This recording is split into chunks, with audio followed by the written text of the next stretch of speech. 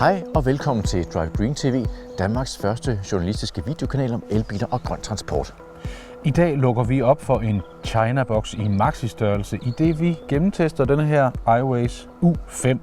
Husk at trykke abonner her nede i hjørnet. Ja, så holder vi dig opdateret med nyheder om elbiler og grøn transport. Og lad os så komme i gang.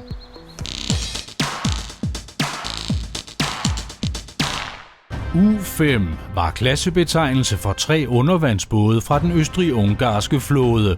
De opererede... Stop! Det er en forkerte U5-speak! Sorry.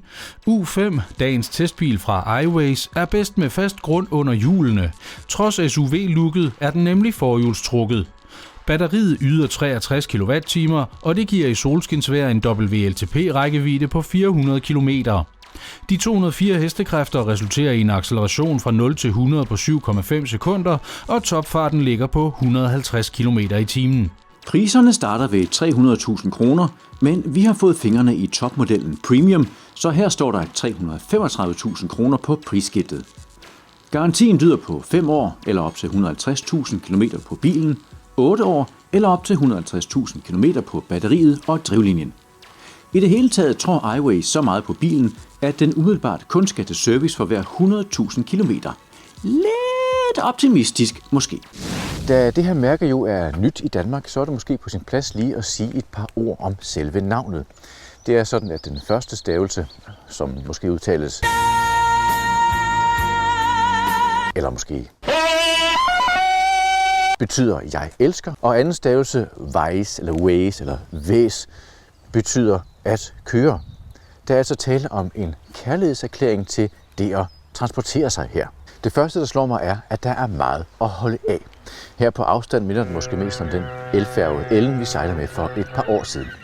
Fronten her er ret bastant, og om ikke færgeagtig, så i hvert fald maritim og måske en lille smule hvalagtig. Dog er den designet med meget lav luftmodstand. Og hvis man lukker gabet op på den her, så er der altså hernede en rimelig lille frunk, hvor der er plads til et ladekabel. Det er jo stort set det. Og hernede under venstre øje, lygte selvfølgelig, der finder vi det første vandrette ladestik, jeg nogensinde har set. Herinde har vi et type 2 stik, som kan lade med 6,6 kW. Og her ved siden af har vi CCS-udvidelsen, så du kan lade med 92 kW. iWays U5 er en ordentlig skude. Den er 468 cm lang, den er 1,86 bred, og den er 1,70 høj. Og når du nærmer dig den med nøglen i lommen, så popper håndtagene ud så fint. Der er 2,80 meter mellem hjulene, så der er god plads til batteripakken derinde imellem. Og herinde under den elektriske bagklap finder vi et bagagerum på hele 432 liter. Og der er ovenikøbet et skjult rum hernede, hvor man kan have smugler, sprit og andre nødvendige varer. Lægger man sæderne ned, har man hele 1555 liter at fylde Spagnum eller rødvinskasser ind i. Det skulle nok kunne tilfredsstille de fleste tørstige havemænd. Men hvad med dig, Ole? Er du kravlet ind i bilen? Knap nok, Jakob, knap nok. Men jeg kan konstatere, at du har ret. Den er altså ret stor. Jeg er immer væk 187 cm høj. Man sætter sig således op i en U5. Og her kan jeg starte med at konstatere, at forsæderne, i det hele taget sæderne, er faste.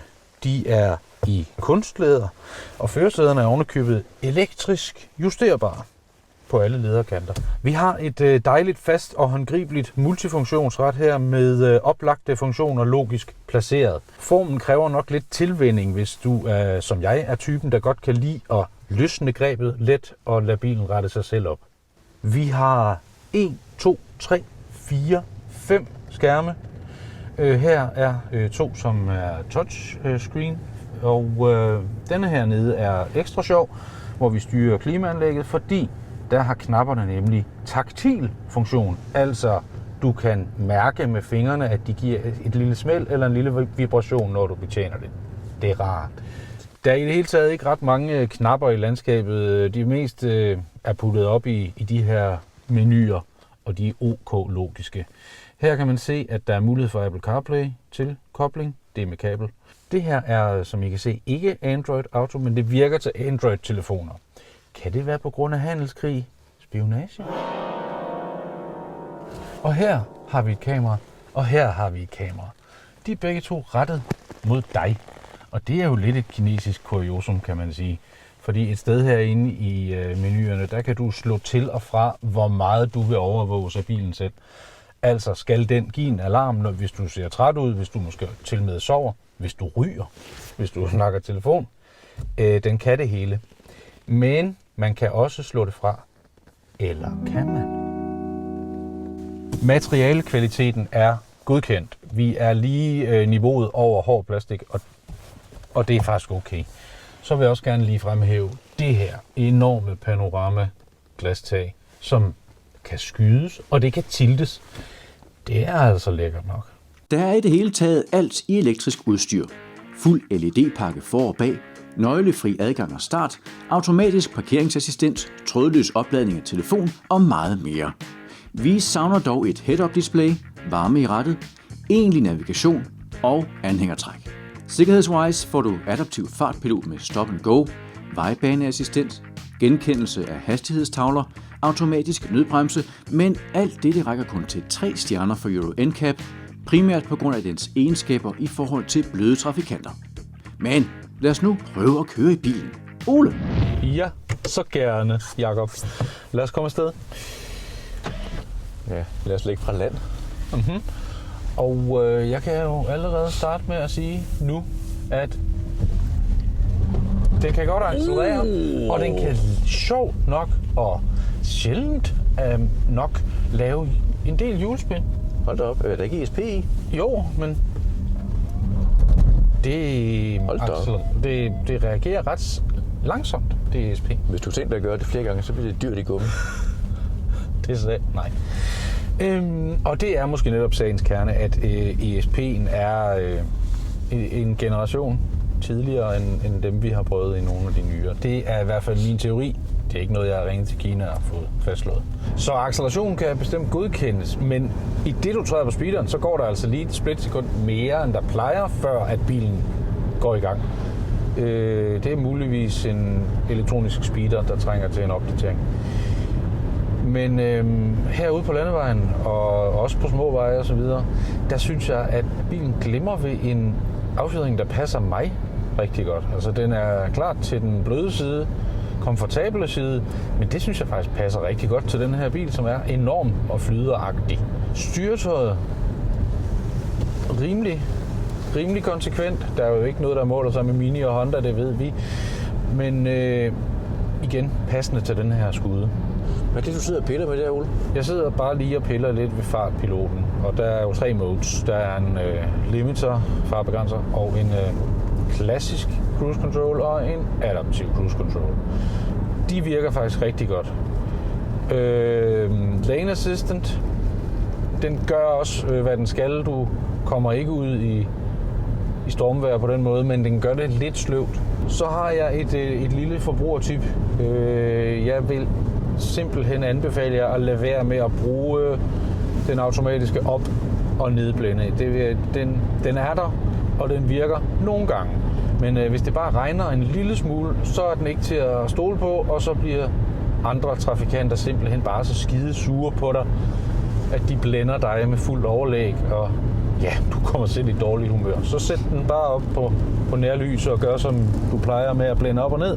Men Jakob, der er jo 4 andre pladser i den her bil, og du sidder på en af dem. Ja, det gør jeg.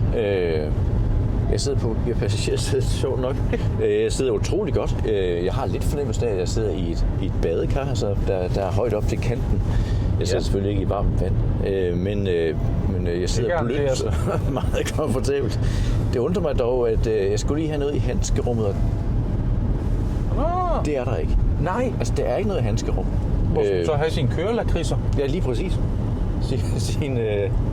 Sin snus. Piratos. Det vi har fået at vide af producenten er, at de overvejer lige, om de skulle komme med et handskerum, ikke?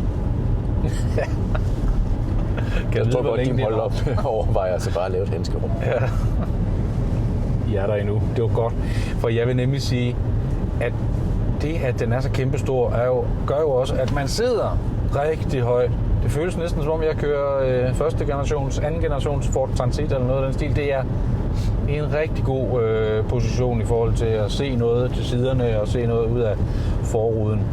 Men inde i byen, kære venner, ja, der er historien så sandelig en anden. Fordi der kan man virkelig mærke, at det er en stor bil, og man skal simpelthen have øjnene med sig, fordi det er nærmest umuligt at fornemme, hvor langt den stikker frem, og hvor langt vi rækker bagud. Men vi har en masse alarmer til hjælp, og vi har også et panoramisk kamera blandt andet, som i den grad også kan bruges. Ja, her kommer det så spændende, ikke? Hvor tæt er vi på muren? Vi kan lige nøjagtigt, vi kan lige nøjagtigt se, at det går. Det er tæt på, det føles meget tæt. Jamen, Jacob, jeg tror på kameraet. Meningen med kameraerne er, at man skal tro på dem. Okay. Det er selvfølgelig et minus at være så afhængig af de her kameraer, når de bliver møgbeskidte, eller meget våde, som de jo gør med jævne mellemrum. Så er der ikke andet at gøre, end at ud og tørre af. Eller sende mormor ud og gøre det. Ja. Ja, så jeg sidder i hvert fald rigtig, rigtig godt her, Ole. Men som du selv er inde på, så er der jo faktisk der er jo plads til 5 i den her bil. Var det ikke på sin plads, at jeg lige hoppede op og tjekkede bagsædet ud? Det synes jeg i hvert fald indbydende ud. Det synes jeg, du skal gøre. Ja, så kom jeg herom. Wow. Og jeg skal da lige love for, at jeg svømmer i plads. Prøv lige at se hernede foran. Jeg sidder bag ved mig selv. Jeg er altså 91 høj. Prøv lige at se, hvor meget plads jeg har til mine ben. Det er den bil, vi har testet indtil nu, som der er klart mest plads i. Man tænker nærmest, den kalder på at blive en taxa. Ja, det vil være en fremragende taxa.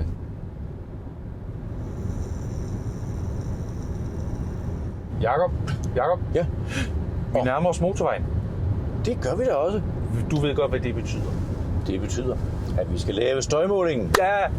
Så vil jeg sige, inden vi overhovedet starter støjmålingen, jeg hører noget vind. Det er jo en stor bil. Hvad? Jeg hører, ja præcis. Vi ligger omkring de der 263. Nå. Ja, det er mere en Ford Mustang i hvert fald, Det er ikke? faktisk mere en Ford Mustang og ID4. Det er i hvert fald til den høje side. Men det er jo også en stor bil. Selvom de har gjort det, hvad de kunne for at gøre den aerodynamisk, så flytter vi altså en del luft foran os. Ja. Men vi bemærkede, skal man da huske at sige, at inde i byen og på landevejen og så videre, at der var den rigtig tyst. Fuldstændig tyst inde i byen, Ja. og vi laver hastigheder her. Det næste punkt, inden du falder i søvn igen, Jacob. Ja.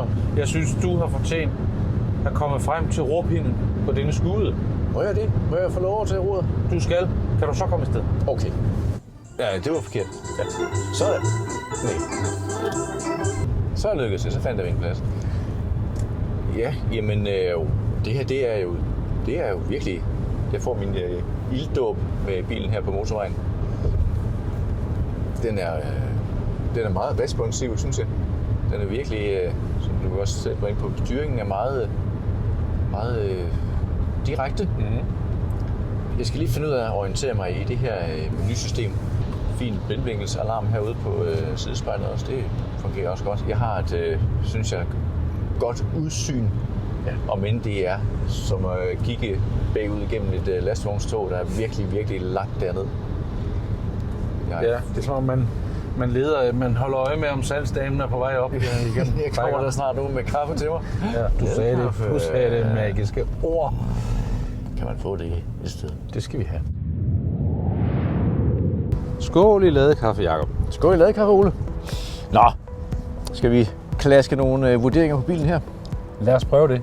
På plussiden er det umuligt at se bort fra bilens gavmilde størrelsesforhold. Der er ganske enkelt oceaner af plads. iWays U5 er samtidig komfortabel at cruise rundt i, blandt andet på grund af alt det dejlige udstyr.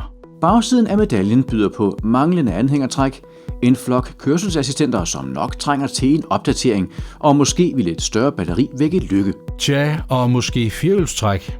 Alligevel må vi konkludere, at iWays U5 er en ret lækker familiebil til 5 personer. Prisen er favorabel, og kvaliteten gør, at vi næsten glemmer, hvor bilen er bygget. Men er det nok til at generere salg? Det må tiden vise. Ja, så mange var ordene. Det var vores dom over iWays U5. Og har du lyst til at se noget mere til os i fremtiden, og det håber vi selvfølgelig, så klik abonner hernede på knappen et sted, så ses vi ganske snart igen. Indtil da, kør sikkert. Kør grønt. Hej. Hej.